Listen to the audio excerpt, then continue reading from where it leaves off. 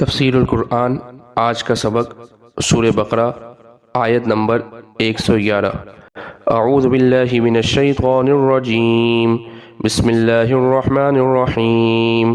وقالوا لن يدخل الجنة إلا من كان هودا أو نصارى تلك أمانيهم قل هاتوا برهانكم إن كنتم صادقين۔ ترجمہ، انہوں نے کہا کہ ہرگز کوئی شخص جنت میں داخل نہ ہوگا سوائے اس کے جو یہودی ہو یا نصرانی ہو، یہ ان کی آرزویں ہیں۔ آپ فرما دیجئے کہ لے آؤ اپنی دلیل اگر تم سچے ہو۔ اس آیت مبارکہ کی تفسیر میں یہ بات لکھی ہے کہ یہود و نصارہ کا یہ دعویٰ ذکر فرمایا کہ جنت میں یہود و نصارہ کے علاوہ ہرگز کوئی داخل نہ ہوگا۔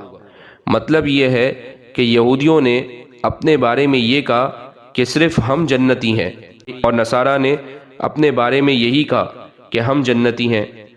دونوں فریق باوجود یہ کہ اللہ کی کتابوں میں تحریف کر بیٹھے اور اللہ کے رسول حضرت عیسیٰ علیہ السلام اور دوسرے رسول حضرت محمد صلی اللہ علیہ وسلم کی تکذیب کی، اور نصارہ نے حضرت عیسیٰ علیہ السلام کے دین میں شرک داخل کیا، اس سب کے باوجود دونوں جماعتوں سے مراد یعنی یہود اور نصارہ، دونوں جماعتوں کو یہ غرور تھا کہ اب بھی صرف ہم ہی جنتی ہیں، کفر اختیار کریں پھر بھی جنتی ہوں۔ یہ ان کی سراپا جہالت و حماقت ہے، اور ان کا یہ دعویٰ بالکل بے بنیاد ہے۔ اللہ تعالیٰ نے فرمایا تلک امانیہم قل ہاتوا برہانکم ان کنتم صادقین۔ اے پیغمبر صلی اللہ علیہ وسلم، آپ ان سے فرما دیجئے کہ اگر تم اپنی آرزوؤں میں سچے ہو تو اس کی دلیل پیش کرو۔ دعویٰ بلا دلیل، بلا سند، بلا حجت کیسے مانا جائے؟